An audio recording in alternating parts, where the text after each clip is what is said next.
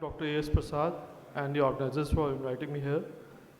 So this is a frequent question asked by our colleagues to the surgeons who are doing robotic knee replacement. Is robotic knee replacement better than conventional knee replacement?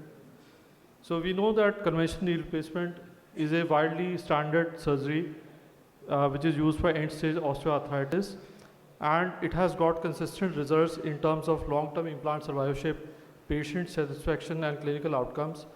But in spite of vast improvements in implant design materials and pain management techniques, there are up to 20% patients who are dissatisfied following surgery.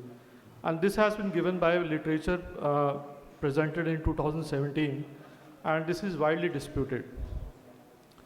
So we know that conventional jig-based knee replacement, the surgeon manually positions the jig to guide the bone resection, and these techniques are fairly standard, and the accuracy of achieving the planned implant position is dependent upon the surgeon expertise and the skill.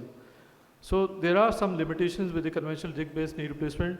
First of all there is no access to pre-operative alignment and gap balance in terms of a numerical value in which the surgeon can then optimize the position or do the soft tissue release according to that.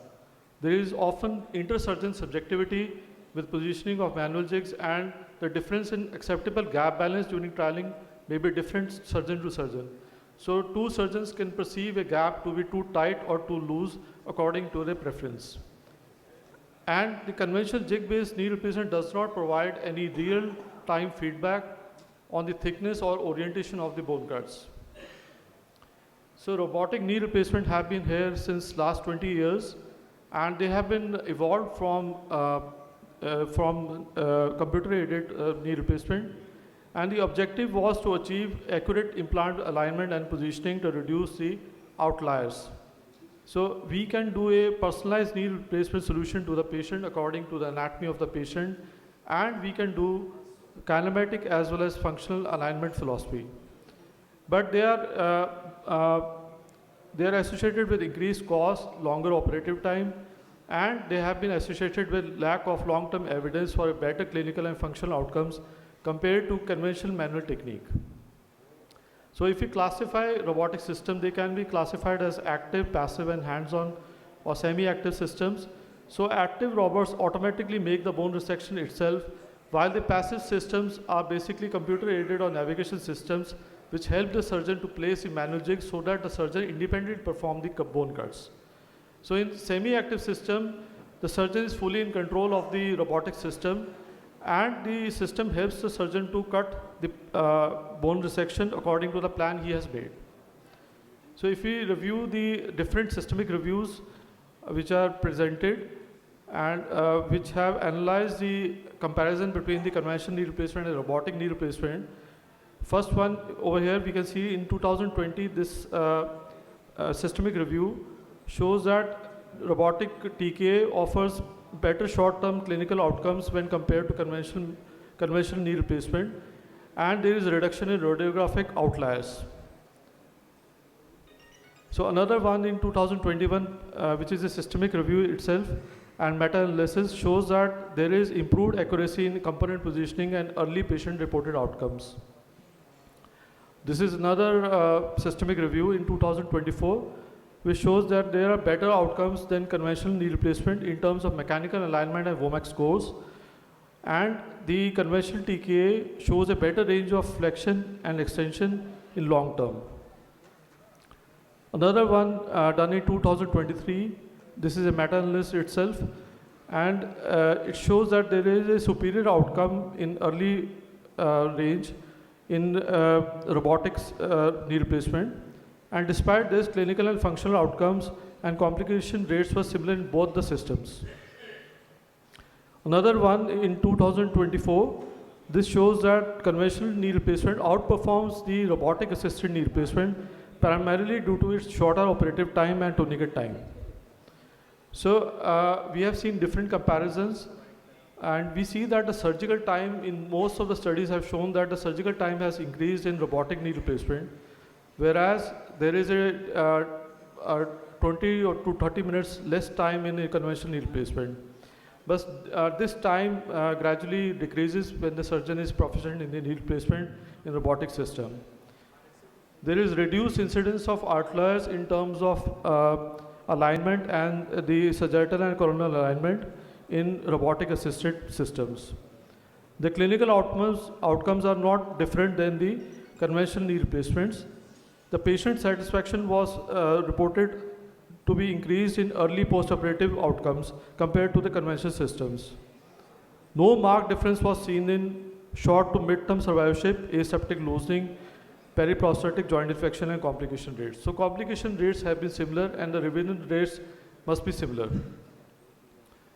But there have been major limitations in these comparative studies. Majority of the studies involved robotic systems which are no longer clinically used now.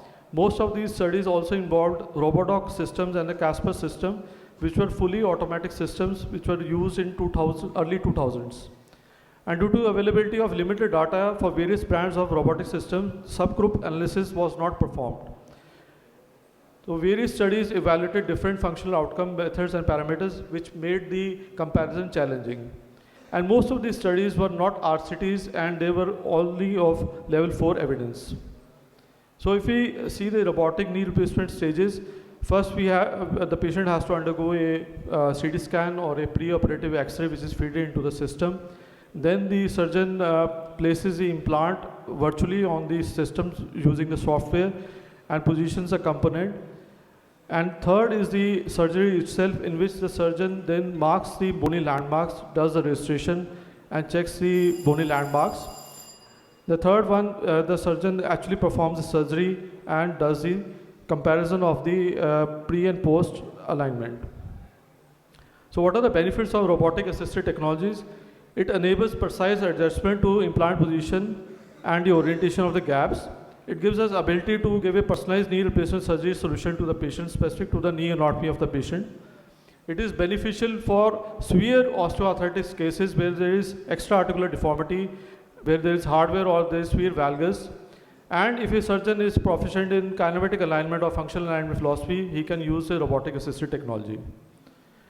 So what are the limitations? One of the limitations is increased investment in these systems, increased maintenance costs. There is a longer curve for the surgeon and the surgical team.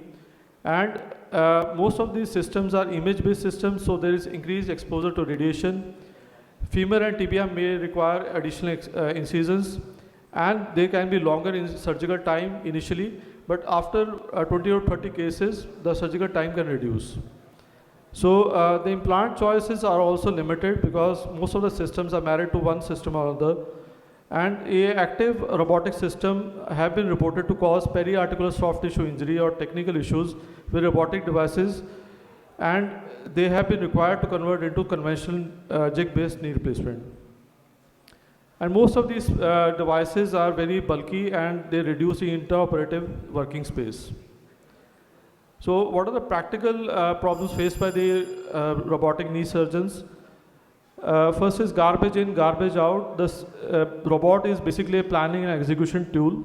So the surgeon performs the surgery according to the input he has given and the planning he has made. And the cost of the per surgery is increased to the surgery.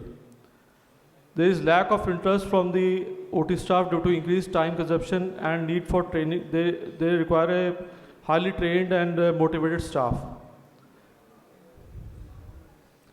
So lastly, we come to, are all robotic technologies created equal? We have seen evolution of the systems which have now evolved from early 2000 to now. And we have seen the difference in the registration as well as the cutting method of the bone resection. So the latest generation of robotics is the optimization in Valais, which is from Johnson & Johnson. It is a relatively compact system, which is a table-mounted system, and it is no CT scan is required. It's a saw-based system. The registration process and the setup is relatively faster. It's a surgeon control system. So I conclude that there is benefit in alignment correction and reduce errors in coronal and sagittal planes in robotic system, but long-term results are yet to be verified. Thank you, Dr. Mohan.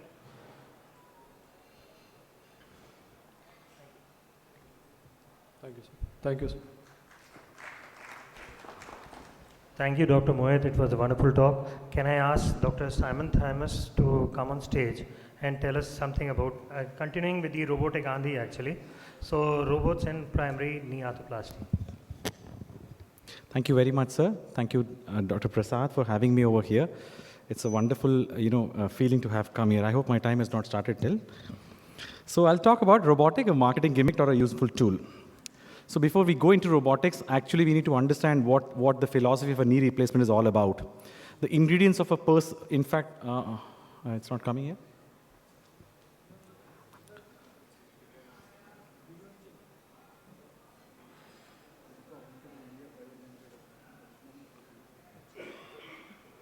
Yeah, I think we'll start from here.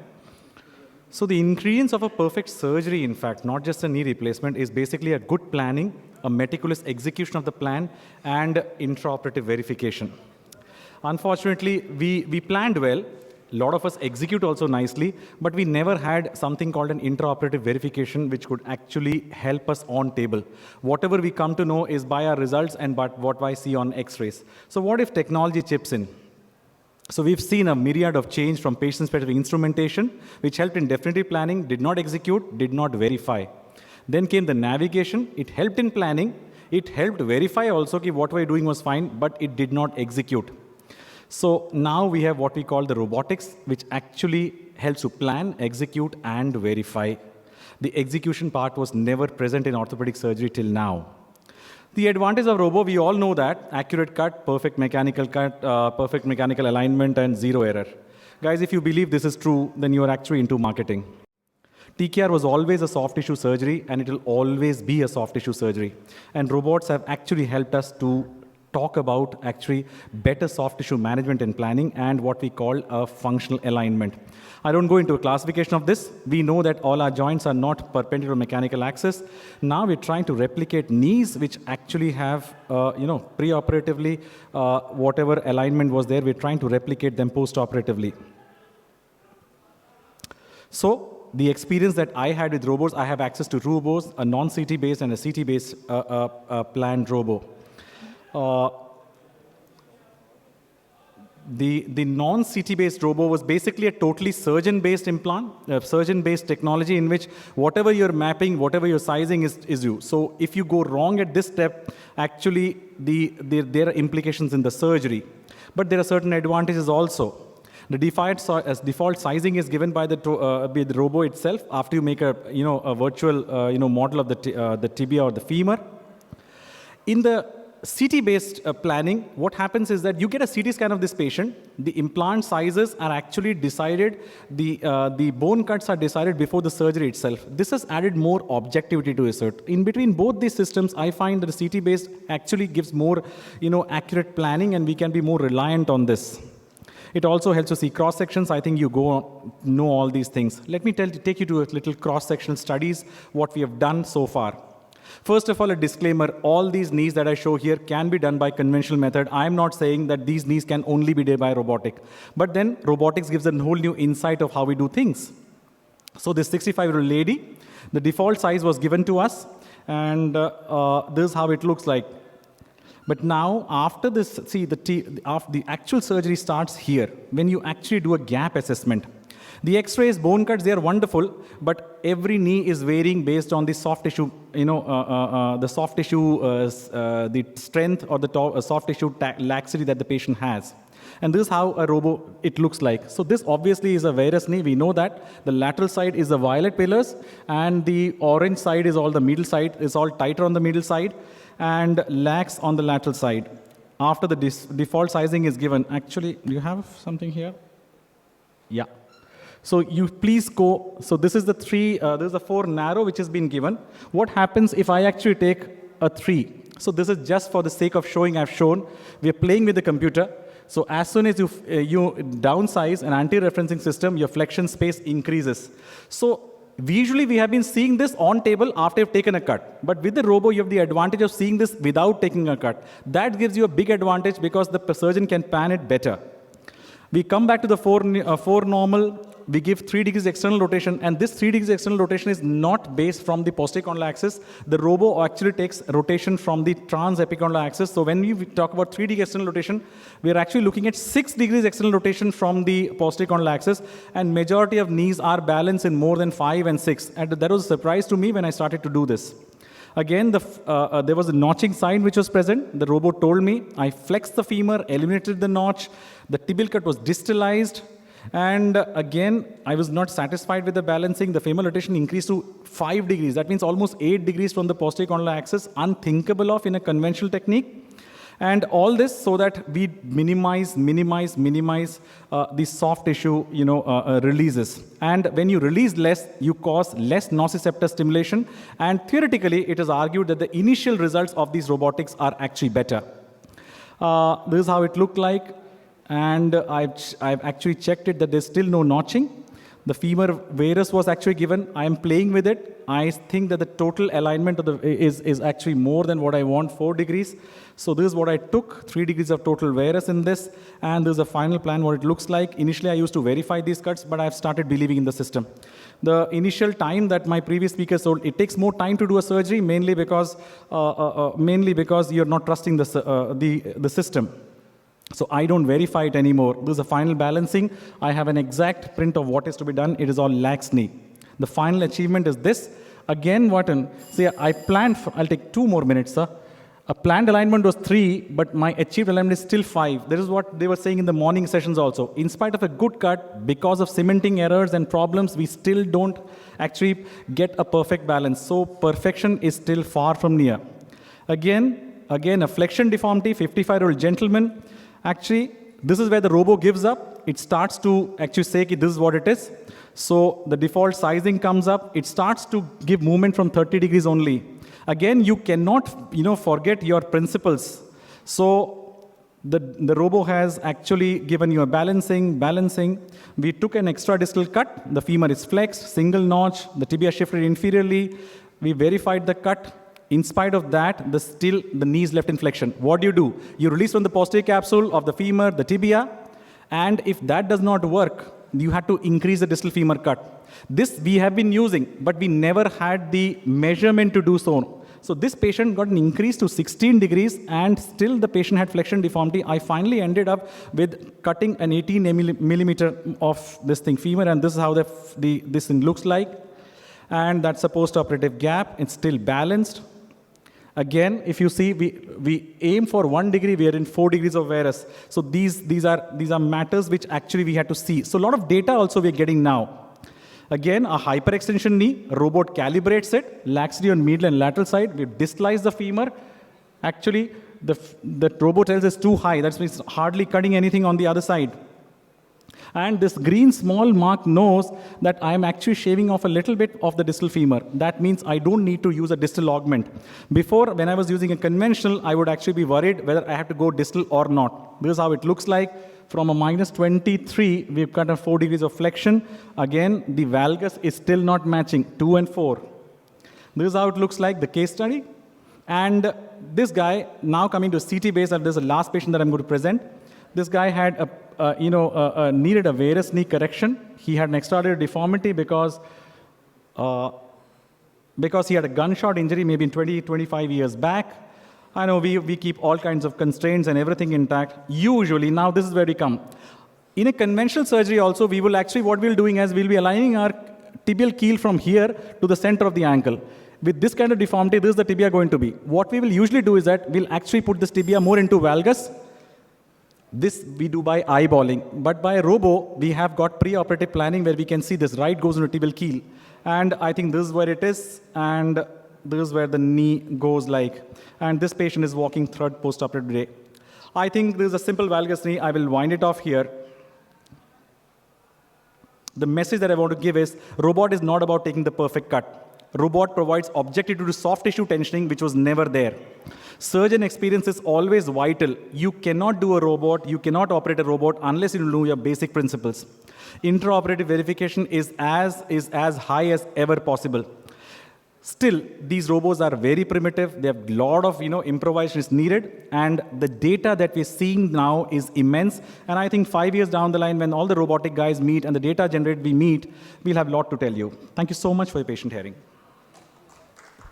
Thank you very much, Dr. Samant Thomas. It was a very nice talk. Can I request Dr. Swaroop Patel to tell us something about the mismatch of the robot and the prosthesis?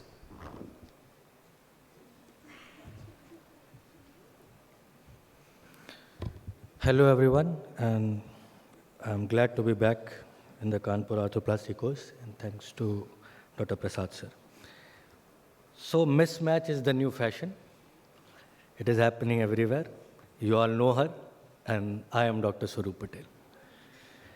So ever have you thought that you can mismatch, you have one company robot and you can put another company's joint? Anyone? And sir, have you tried it, doing it? And are you happy with it?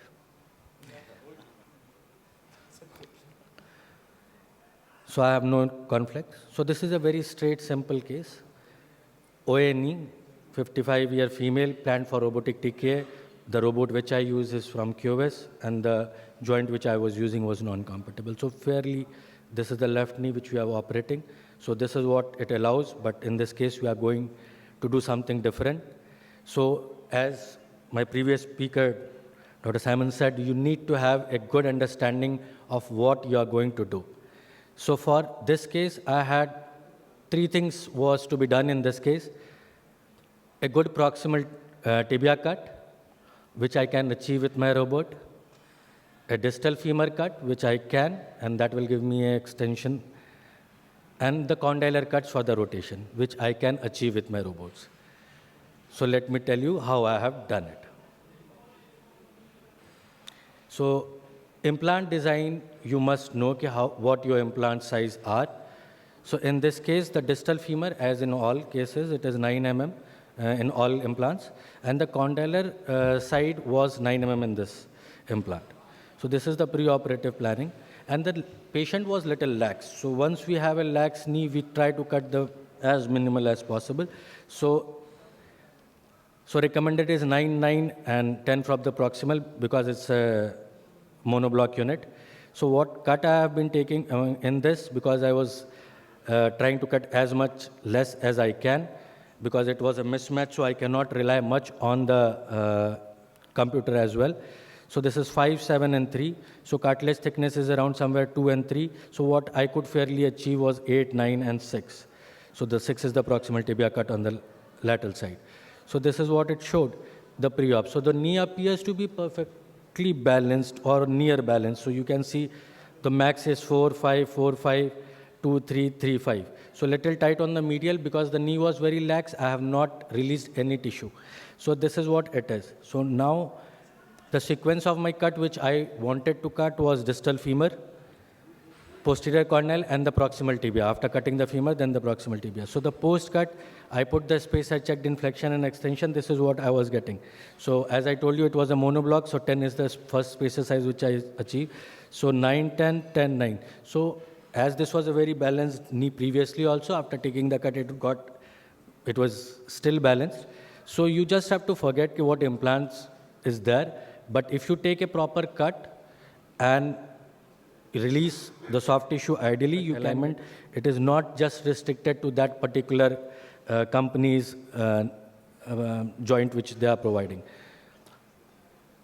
So how to perform the remaining cuts once you have taken the condylar cut? So I put 2 angel wings, push it to the posterior condyle, place it, fix it, and then it is fairly regular job. You start cutting all of this. So this is a debut, this thing. This is not the same case, but debut people asked me to put this. So caution has to be taken, the anterior notching, because it is something like a posterior referencing system. So before you cut, you have to see. If it is you are notching, you have to go a size up. And if it is correct, as in this case, so it is very flush and it is not notching.